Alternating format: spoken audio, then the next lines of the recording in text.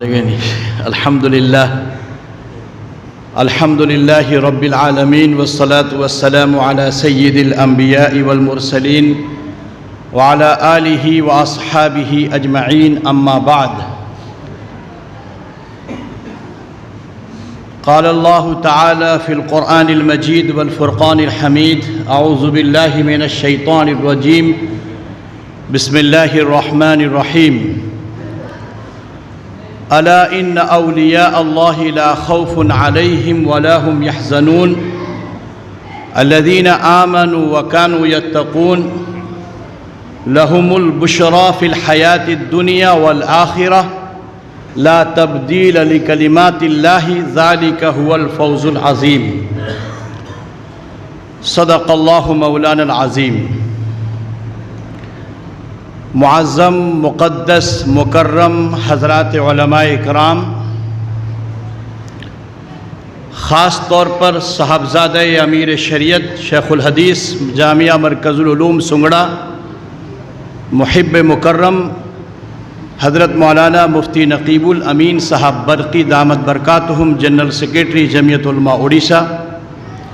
میرے استاد مکرم حضرت مولانا کلیم الدین صاحب قاسمی، میرے برادر مکرم حضرت مولانا بلال صاحب قاسمی، اور جملہ معزز علماء اکرام، حضرت مولانا جابر صاحب رحمۃ اللہ علیہ کے صاحب زادگان اور اولاد اطہار، اور ساتھ ساتھ حضرت کے متوسلین، منتسبین، معتقدین اور مستفیدین، السلام علیکم ورحمۃ اللہ وبرکاتہ.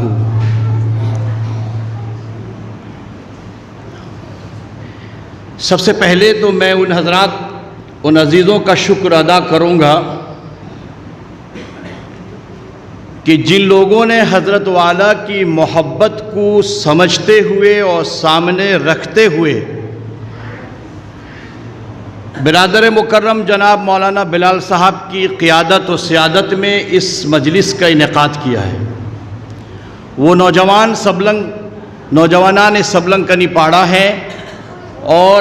مربیان حضرات ہیں. تاخیر ہی صحیح لیکن انعقاد کیا. حق بنتا تھا کہ بہت جلد ہی حضرت کی جانب سے ان کا تعزیتی پروگرام ہونا تھا، چونکہ حضرت صرف اولیاء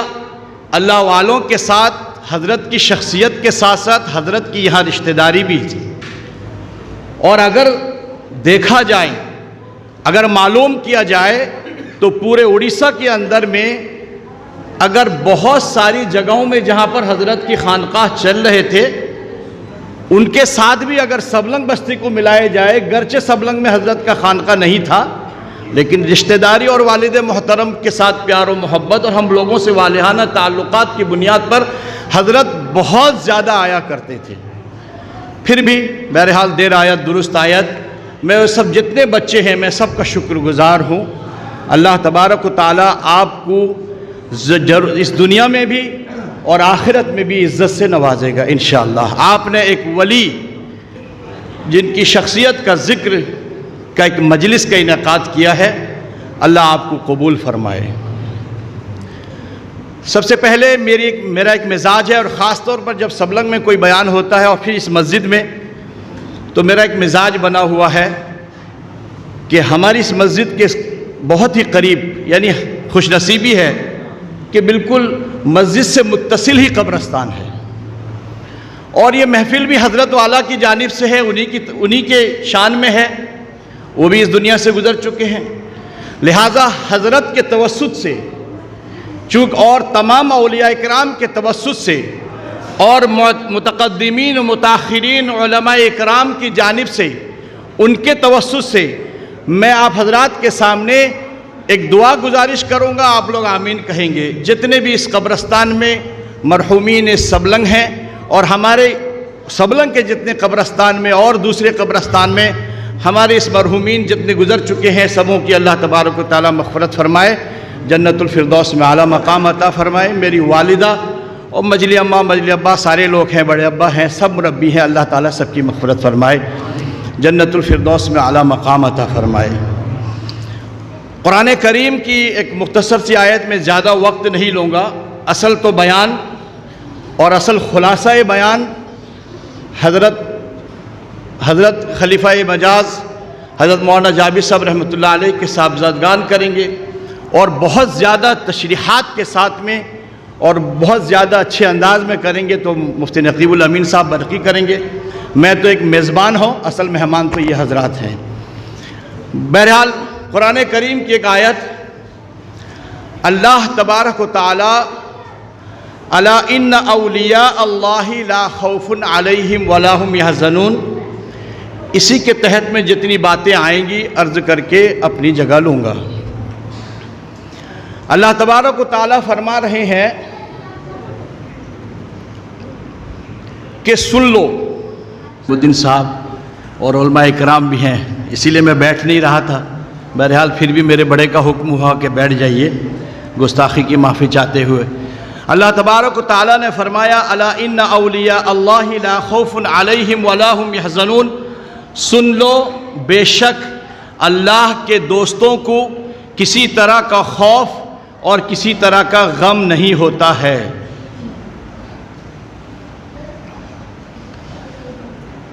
اللہ کے ولی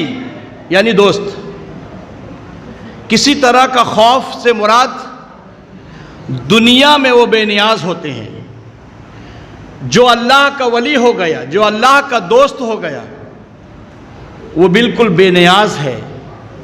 کسی چیز سے اس کو خوف نہیں ہوتا ہے، کسی چیز سے وہ اس کو ڈر نہیں لگتا ہے۔ دنیا کی کوئی بھی چیز اٹھا کر لیجئے، بڑے سے بڑے جانوروں، آپ لوگ صفات اولیاء اکرام کے بارے میں تذکرہ سنیں گے، بڑے سے بڑے اولیاء اکرام کی صفات میں ذکر ہے، شیروں سے بھی مقابلہ ہوا ہے،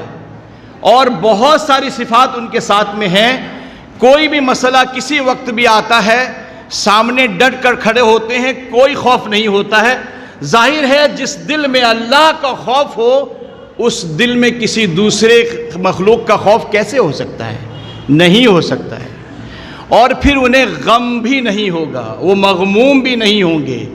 ہمیشہ دل ان کا بشاش رہتا ہے، دل ہمیشہ تر و تازہ رہتا ہے۔ ظاہر ہے جس دل میں اللہ بسا ہوا رہتا ہے۔ اللہ نے کتنا بہترین عمدہ لفظ استعمال کیا ہے، دوستوں، یعنی اللہ کے دوستوں کو، اللہ کے وہ دوست ہیں۔ یہ جو ولی اللہ ہوتے ہیں یہ اللہ کے دوستوں، ترجمہ کیا گیا کہ اللہ کے دوستوں ہیں، چنانچہ انہیں کسی طرح کا خوف اور کسی طرح کا غم نہیں ہوتا ہے۔ ظاہر ہے جس دل میں خدا کا صرف خوف ہو، جس دل میں صرف خدا کا ہی ڈر ہو، اور جس دل میں خدا کے خوف اور ڈر کے علاوہ اور کوئی چیز نہیں ہو، تو پھر ظاہر ہے اس دل میں کوئی خوف بھی نہیں آ سکتا ہے، کوئی غم میں بھی مبتلا ہی نہیں ہو سکتا ہے، اور نہ وہ ڈر سکتا ہے۔ اب ایک چیز ہمیں سمجھنا ہے کہ اللہ کے دوست کون ہیں، اس کی تشریح بھی اللہ تعالیٰ اگلی آیت میں فرما دیا۔ آخر اللہ کے دوست ہیں کون؟ الذین آمنوا وکانوا یتقون۔ دو بات کہی اس نے کہ اللہ کے دوست وہ ہیں جو ایمان لاتے ہیں، یعنی مسلمان۔ تو اس میں سارے مسلمان آ گئے اللہ کے دوست میں، لیکن جب دوسرا جملہ کے استعمال کیا وَكَانُوا يَتَّقُونَ، تو پھر اس میں یعنی جو صرف متقی حضرات ہیں، جو صرف اللہ سے ڈرتے ہیں اور پرہیز کرتے ہیں گناہوں سے، اور نہیں عن المنکر سے جو پرہیز کرتے ہیں، وہی ہوئے وَكَانُوا يَتَّقُونَ کے مصداق ہوئے۔ تو میرے دوستوں اور بزرگوں، کیوں اس بات کی وضاحت کی گئی؟ اللہ کو معلوم تھا کہ دنیا میں قیامت تک کے لیے ایسے ولی بھی آئیں گے جو اپنے آپ کو ولی کہتے ہوں گے مگر وہ جھوٹے ہوں گے، اور اللہ کے ولی اپنے آپ کو دعویٰ کرتے ہوں گے، چوری کرتے ہوں گے، غیر محرم سے ملتے ہوں گے، اور نہ جانے شرکیہ افعال اور شرکیہ اعمال اور ساتھ ساتھ شرکیہ کلاموں سے وابستہ ہوں گے۔ اسی لیے کہہ دیا وَكَانُوا يَتَّقُونَ کہ وہ متقی ہوں گے اور پرہیزگار ہوں گے، اور تقوی و طہارت ان کے ساتھ ہوگا، تب جا کر وہ ولی اللہ کا دوست ہو سکتا ہے، ورنہ اس کے علاوہ کچھ نہیں ہو سکتا۔ میرے دوستوں اور بزرگوں، تقوی جس کا مطلب آتا ہے پرہیزگاری، جس کا مطلب آتا ہے اللہ سے ڈر، یہ صرف اس کا یعنی عبادت کرنا، روزہ رکھنا، نماز پڑھنا، یہ تقوی میں نہیں شامل ہے۔ علماء اکرام بیٹھے ہیں، تقوی کہتے ہیں گناہوں سے بچنے کا نام، نہی عن المنکر سے بچنے کا نام، چھوٹی سے چھوٹی باتوں پر بھی اللہ کا خوف ملا ہوا تھا۔ ابھی جس طرح استاد مکرم حضرت مولانا کلیم الدین صاحب نے فرمایا کہ حضرت تھانوی رحمۃ اللہ علیہ کا تقوی یہاں تک تھا کہ اگر کوئی عورت ان کی مریدہ ہوتی تھی، جب وہ کوئی تحریری شکل میں اپنا سبق یا اپنا حال سنانا چاہتی تھی تو حضرت کہتے تھے نہیں اللہ اللہ، کیسا تقوی تھا۔ حضرت فرماتے تھے کہ بھائی مرد یعنی اپنے محرم کے ساتھ آؤ، یا تو بیٹے کے ساتھ آؤ، یا پھر شوہر کے ساتھ آؤ، یا باپ کے ساتھ آؤ، یا بھائی کے ساتھ آؤ، مگر اس طرح کی یعنی تحریر سے بھی تقوی و طہارت جھلکتا تھا۔ اللہ تبارک و تعالیٰ ان حضرات کرام کی قبروں کو نور سے منور عطا فرمائے۔ اور پھر یہی نہیں بلکہ صرف ایک بات، بہت سارے تقوی ہمارے علماء اکابرین علماء اکرام کے بہت سارے ایسے مثالیں ہیں، صفات ہیں۔ حضرت امام ابو حنیفہ رحمۃ اللہ علیہ کو کون نہیں جانتا ہے؟ امام ابو حنیفہ رحمۃ اللہ علیہ کا تقوی اتنا اونچا تھا کہ کوئی شخص آ کر ان کو کہہ دیا کہ میری بکری گم ہو گئی ہے۔ علماء بیٹھے ہیں، کتابوں میں لکھا ہے، حضرت تھانوی رحمۃ اللہ علیہ نے ایک کسائی کو بلایا جو بکری کا کاروبار کرتا تھا، بلایا اور پوچھا کہ ایک بکری کی زندگی کی مدت کتنی ہوتی ہے، بکری کتنا سال رہ سکتا ہے زندہ؟ بہرحال اس وقت انہوں نے جو بھی بتایا 5 سال 7 سال 10 سال لکھا ہے کتابوں میں، ان کی صفات میں، ان کے حیات میں لکھا ہے کہ حضرت امام ابو حنیفہ رحمۃ اللہ علیہ جتنے دن ایک بکری کی مدت 7 سال 8 سال 5 سال جتنی مدت ہوتی ہے اتنے سال تک وہ بکری کا گوشت کھانا اپنے اوپر حرام کر دیے، وہ گوشت نہیں کھائے، اس بنیاد پر کہ کہیں وہ چوری والی بکری کا گوشت میرے پاس نہ آ جائے۔ یہ تھا تقوی و طہارت، اور اس طرح کے تقوی تھے ان حضرات کے۔ میرے دوستوں اور بزرگوں، پھر یہی نہیں، اس کی بہت وضاحت ہے، جب موقع ملے گا، یہاں علماء کرام ہے، ہم لوگ تو اصل حضرت مولانا رحمۃ اللہ علیہ کے اذکار و ذکر کو سننے آئے ہیں، اسی کے تحت میں کچھ باتیں میں عرض کر دوں، بہت ساری وضاحت ہوگی، انشاءاللہ کبھی موقع ملے گا تو پھر اس پر بات ہوگی، لیکن میں یہ چیز بتا دوں آپ کو کہ اللہ تبارک و تعالیٰ نے کہا الذین آمنوا، ایمان والا وہ مسلمان ہونا چاہیے تب دوست ہوگا، اور اس کے بعد پھر وکانوا یتقون، اس کے اندر میں تقوی ہوگا، خوف خدا ہوگا، ہر چیز سے ڈرنے والا ہوگا۔ آگے اللہ تبارک و تعالیٰ کیا فرماتا ہے، لہم البشریٰ فی الحیاۃ الدنیا والآخرہ، ایسے ولیوں کو، ایسے میرے دوستوں کو خوشخبری سنا دو کہ دنیا و آخرت میں اس کے لیے خوشخبری ہی خوشخبری ہے۔ اللہ کے دوست دنیا میں بھی بے نیاز رہتے ہیں، دنیا میں بھی خوش رہتے ہیں، اور آخرت میں تو ان کا مقام بلند ہوتا ہی ہے، ان کے درجات بلند رہتے ہی ہیں۔ اللہ تبارک و تعالیٰ ایک اور بات بھی کہتا ہے، اس پر غور کرنے کا ہے، خاص طور پر میں الحمدللہ سبلنگ میں اہل علم لوگ رہتے ہیں۔ اللہ تبارک و تعالیٰ نے صرف یہی پیغام نہیں دیا لہم البشریٰ فی الحیاۃ الدنیا والآخرہ، کہ اللہ کے دوستوں، اللہ کے ولیوں کے لیے یہ پیغام سنا دو کہ میری جانب سے یہ یعنی خوشخبری سنا دو کہ دنیا و آخرت میں ان کے لیے خوشخبری ہے اور بھلائی بھلائی ہے، نہیں، آگے فرمایا علماء کے حوالے سے لا تبدیل لکلمات اللہ، اسی کے ساتھ ہے، اسی آیت میں ہے لا تبدیل لکلمات اللہ، کہ اللہ کا کلام کبھی یعنی میں اپنی بات سے کبھی انحراف نہیں کرتا ہوں، میں اپنی بات سے کبھی یعنی میں وعدہ خلافی نہیں کرتا ہوں، میں نے کہہ دیا لہم البشریٰ فی الحیاۃ الدنیا وفی الآخرہ لا تبدیل لکلمات اللہ، میں اپنی باتوں سے نہیں ہٹوں گا۔ کیا خدا کے لیے کوئی بات، کوئی قسم کسی چیز میں لینے کی ضرورت ہے؟ خدا تو حکم الحاکمین ہے، خدا تو سب کا مالک ہے، خدا خالق ہے ہمارا، ہمارا وہ پروردگار ہے، اس کو ضرورت تھی یہ بات کہنے کی کہ نہیں میری باتیں اب تبدیل نہیں ہوگی اور میں بالکل رد نہیں کروں گا؟ لیکن اللہ تبارک و تعالیٰ، مفسرین حضرات لکھتے ہیں کہ یہاں پر اللہ تبارک و تعالیٰ لا تبدیل لکلمات اللہ کہہ کر یہ بات کو ثابت کرنا چاہتا ہے کہ مجھے ولیوں سے کتنی محبت ہے۔ یہ بات ولیوں کے ساتھ میں جوڑ کے بتایا، ولیوں سے مجھے کتنی محبت ہے۔ میرے دوستوں اور بزرگوں، یہ اللہ کے ولی جو ہوتے ہیں ان کی بہت یعنی یہ ڈائریکٹ اللہ تبارک و تعالیٰ سے ان کے ہم کلام ہوتے ہیں۔ ایک چیز میں آپ کو بتا دوں کہ اللہ کا ولی کوئی خود سے یعنی کیسے بنتا ہے، اللہ کا ولی کیسے بنتا ہے، کیوں بنتا ہے، ایک لمبی تفصیل ہے اس بات پہ، لیکن مختصر یہ بتا دوں، ہم نے علماء کرام سے یہ بات سنا ہے کہ اللہ تبارک و تعالی یعنی سب سے پہلے جو اللہ کے ولی ہوتے ہیں وہ محبوب ہوتے ہیں۔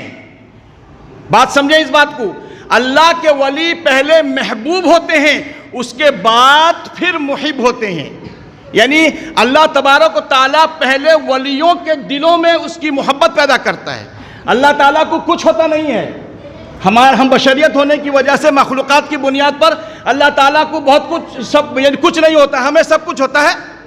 ہمیں ہنسنا کھیلنا، ہمارے بشریت تقاضے سب کچھ ہو رہے ہیں، مگر مخلوقات کے سب کچھ ہو رہے ہیں، مگر اللہ کو کچھ نہیں ہوتا ہے تو محبت ہوتی ہے۔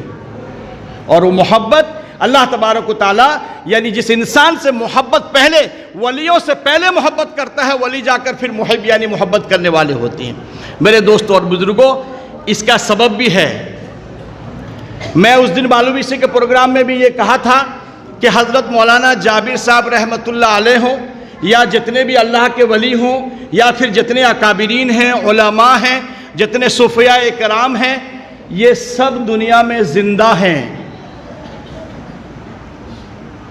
ابھی مثال لے لیجیے، آپ زندہ ہیں یا نہیں زندہ ہیں؟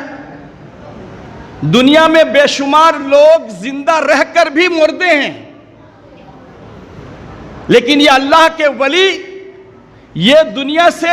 یعنی جسدی اعتبار سے، جسم کے اعتبار سے روپوش ہونے کی وجہ سے، اس کے باوجود بھی جو دنیا میں انہوں نے کارنامے انجام دیے ہیں، دنیا میں انہوں نے جو خدمات کیے ہیں، اس خدمات کے بنیاد پر اللہ تبارک و تعالیٰ ان کو زندہ رکھا ہے۔ حضرت تھانوی رحمۃ اللہ علیہ کے انتقال کو کتنے سال 10 سال کے اوپر ہو گئے بھی،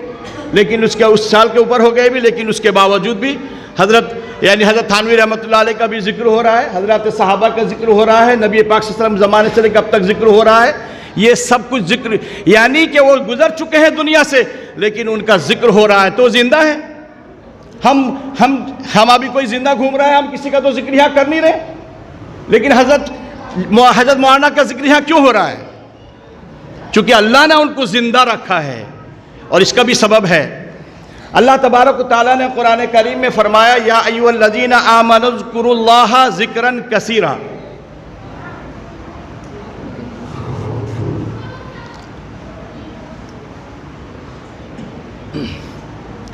اے ایمان والو،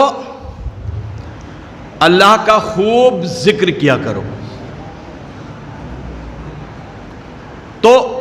اللہ تبارک و تعالیٰ کا جب ہم خوب ذکر کریں گے، ظاہر ہے حضرت مولانا جابر صاحب رحمۃ اللہ علیہ ذکر میں صرف یہ نہیں، اللہ ذکر کے بہت تسبیحات ہیں، لا الہ الا اللہ، بہت سارے تسبیحات ہیں جو صوفیاء اکرام اور پیر و طریقت ہوتے ہیں، ان کے اسباق ہوتے ہیں، وہ دیا جاتا ہے۔ وہ ذکر میں مشغول ہوتے ہیں، ذکر اذکار کرتے ہیں۔ اسی لیے اللہ تبارک و تعالیٰ نے قرآن کریم میں فرمایا، یا ایھا الذین آمنوا اذکروا اللہ ذکرا کثیرا۔ اے ایمان والو، اللہ کے زیادہ سے زیادہ، کثیر سے یعنی بہت زیادہ آپ ذکر کیا کرو۔ ظاہر ہم ذکر کریں گے، ہم عمل کریں گے۔ یہ علماء اکرام اور دنیا میں جتنے حضرات بھی ہیں زیادہ سے زیادہ ذکر کرتے ہیں، اور پھر صرف یہی نہیں، اپنے تصوف کی بنیاد پر اور اپنے یعنی اللہ کے دوستوں ہونے کی وجہ سے اللہ تبارک و تعالیٰ کا کنیکشن ہر یعنی کہ عام امتوں میں جا کر پیری مریدی کی شکل میں اور اسی طرح بیعت کی شکل میں اللہ سے اپنے آپ تو دوست ہی ہیں، پھر ان لوگوں کو بھی دوست بنانے کا ذریعہ بنا رہے ہیں، اور پھر وہ لوگ بھی ذکر کرتے ہیں۔ تو یہ سالہ ذکر اذکار بہت زیادہ ہوتا رہتا ہے۔ جب ذکر زیادہ ہونے لگے گا تو ظاہر ہے جب وہ شخص جو ذکر کرنے والا، جو ذاکرین میں سے ہیں، جو صادقین میں سے ہیں، جو شہید شہداء میں سے ہیں، جو حضرات ہیں جو اس دنیا سے گئے ہیں، تو اللہ تبارک و تعالیٰ یعنی اس بنیاد پر جب وہ چلے گئے ہیں، دنیا سے جا چکے ہیں، مگر اللہ یعنی دارالعمل، یہ جو عمل کرنے کی جگہ تھی، یہاں نماز پڑھے، روزے رکھے، ذکر اذکار میں ہوئے، اللہ کے ولی بنے، اللہ کے دوست بنے، دوسروں کو بنائے، اور بیعت کے ذریعے نہ جانے اللہ تعالیٰ کے ساتھ کتنا اچھے لوگوں کو توبہ کروائے، کتنا کیا کیے، اس کے باوجود اس دنیا سے چلے گئے، عمل ختم ہو چکا، دارالعمل ہے۔ ظاہر ہے مرنے کے بعد اور کچھ عمل نہیں، نہ ذکر کر سکتے ہیں، نہ کچھ نہیں کر سکتے ہیں۔ لیکن میرے دوستوں اور بزرگوں، جب یہ دارالعمل ختم ہو جاتا ہے، ہم زیادہ سے زیادہ ذکر کرتے ہیں اللہ کی، یعنی اللہ کے اس اسلام کی خدمت کرتے ہیں، اس کی شریعت کی خدمت کرتے ہیں، نبی کی سنت پر عمل کرتے ہیں، تو اللہ تبارک و تعالی ہمیں اس کا جزا اب دیتا ہے. دارالجزا میں ہم پہنچ جاتے ہیں. ہم مرنے کے بعد فوراً دارالجزا میں پہنچ جاتے ہیں. یہ الگ بات ہے کہ فائنلی جزا اللہ تبارک و تعالی قیامت آنے کے بعد جب دوبارہ پھر اٹھائے جائیں گے اس وقت فائنلی جزا جنت کی شکل میں ملے. لیکن جزوی طور پر بھی اللہ تبارک و تعالی مرنے کے بعد اچھے لوگوں کو جزا و سزا سب دیتا رہتا ہے. اللہ تبارک و تعالی وہاں جزا دے گا. فَاذْكُرُونِي أَذْكُرُكُمْ فَاذْكُرُونِي أَذْكُرُكُمْ مجھے یاد جب کیے ہو تو میں بھی تمہیں یاد کرتا ہوں. اب آپ کا ذکر پورا دنیا کے سامنے کرانا شروع کر دیتا ہے. مولانا جابر صاحب رحمۃ اللہ علیہ کا بھی یہی حال ہے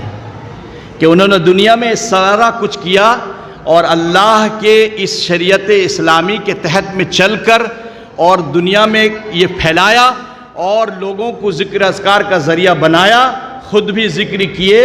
اور اس دنیا سے جانے کے بعد اللہ تبارک و تعالیٰ یہ جزا دیا کہ تم نے مجھے دنیا میں ذکر کیا تھا. علماء کرام اس کی تفسیر میں فَاذْكُرُونِي أَذْكُرُكُمْ میں لکھتے ہیں دنیا میں بھی ہے, اگر آپ اس کو یاد کرتے ہو تو وہ بھی تمہیں یاد کرے گا, مگر یہاں یہ بھی ہے کہ جب اس کا ذکر تم دنیا میں کرتے ہو تو اس کی جزا اللہ تبارک و تعالیٰ تمہیں آخرت میں دے گا. مطلب یہی ہے کہ ہم مر چکے ہیں. حضرت مولانا جابر صاحب رحمۃ اللہ علیہ اور اولیاء کرام اور ہمارے بہت سارے اساتذہ و محدثین اور اسی طرح فقہا حضرات, صوفیاء کرام, معتقدین, متقدمین, متاخرین سب دنیا سے گزر چکے ہیں خدمات کر کے, لیکن اللہ تبارک و تعالیٰ کتابوں کی شکل میں, تقریروں کی شکل میں, خوابوں کی شکل میں اللہ تبارک و تعالیٰ لوگوں کے سامنے آپ کا ذکر پھیلا رہا ہے اور ذکر سنا رہا ہے. تو گویا ایک وہ انسان ہوتے ہیں جو دنیا میں زندہ رہنے کے بعد بھی مردہ ہیں, لیکن وہ ایک انسان ایسے ہوتے ہیں جو دنیا میں اس رخصت ہونے کے باوجود بھی زندہ ہے. آج حضرت والا بھی زندہ ہے. اللہ تبارک و تعالیٰ ان کی قبر کو نور سے منور عطا فرمائے. بہرحال ہمارے بہت دوسرے حضرات بھی ہیں, مقررین حضرات علماء کرام, خاص طور پر عزیزہ مفتی اکرم تقی صلی اللہ علیہ ہیں, اسی طرح حضرت مولانا مفتی نقیب الامین صاحب ہیں, اور حضرت کے جانشین حضرت مولانا ارشد ذکی قاسمی دامت برکاتہم, جو حضرت نے اپنی زندگی میں ہی ان کو جانشین بنا دیا اور ان کا بیعت اور وہ حق بھی تھا, حقدار بھی تھے,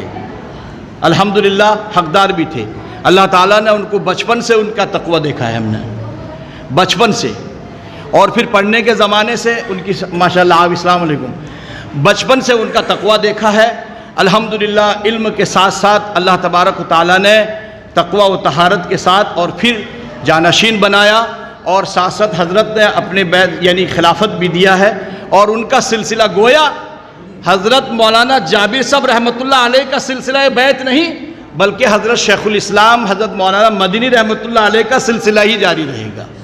انہی کا ہی سلسلہ ہے. اسی لیے ہمیں چاہیے کہ حضرت چلے گئے لیکن حضرت کے جانشین ہیں, ہم ان سے واسطہ کر کے اپنے اس دل کا اصلاح اور جو ہمارا یہ تزکیہ ہے یعنی ہمارا جو نفس ہے اس نفس کی صفائی جو بھی اس کا ذریعہ بنتا ہے اس کو عمل کرنے کی آمادہ کوشش کریں. حضرت مولانا جابر صاحب رحمۃ اللہ علیہ کا ایک والہانہ محبت اور اس خاص کر ہمارے گاؤں میں بہت زیادہ تعلقات ہونے کی بنیاد پر ہمارا حق بنتا ہے کہ حضرت والا کے جو صاحبزادے ہیں اور صاحبزادگان کے ساتھ ساتھ خاص کر حضرت مولانا ارشد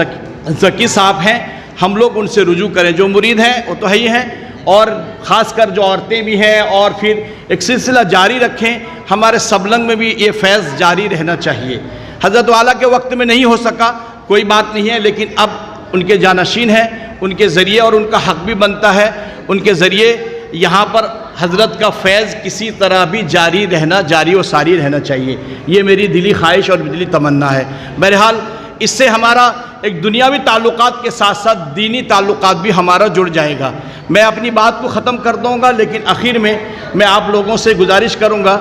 کہ والد محترم جو اس وقت کافی علالت میں ہیں, طبیعت ان کی بالکل ٹھیک نہیں ہے, کٹک میں ہے کمال بھائی کے یہاں, اور ڈاکٹر سے مستقل رابطہ ہے, تشخیصیں ہو رہی ہیں اور دوائی بھی ان کی جاری ہے, ہر طرح کا علاج چل رہا ہے, لیکن حالات بہت نازک ہے. دعا فرمائیں کہ اللہ تبارک و تعالیٰ انہیں شفا یابی کے ساتھ میں, صحت مندی اور تندرستی کے ساتھ میں اللہ تبارک و تعالیٰ ہم امت مسلمہ کے یعنی سروں پر ان کا سایہ تادر قائم عطا فرمائے، اس کے لیے دعا فرمائیں۔ گستاخی کی معافی چاہتے ہوئے جو بات اگر کوئی غلطی ہو گئی ہوگی، خاص طور پر علماء کرام سے میں معافی چاہتے ہوئے، اور میں پھر اخیر میں ہمارے سبلنگ کے نوجوانوں کی تعریف کرتا ہوں۔ بہرحال آپ لوگ قابل تحسین ہیں کہ آپ لوگوں نے اس مجلس کا انعقاد کیا، گویا آپ نے حضرت والا کے اس مجلس کا انعقاد کر کے کچھ حد تک ان کا حق ادا کر دیا، لیکن حق تبھی ادا ہوگا جب ان کے نقش قدم پر ان کا جو طور طریقہ تھا اور وہ جس طرح اللہ والے تھے، ہم بھی چاہیں کہ ان سے، ان کے جانشین سے مل کر اور اس سلسلہ کو جاری رکھے، تب جا کر حق ادا ہوگا۔ وما علینا الا البلاغ۔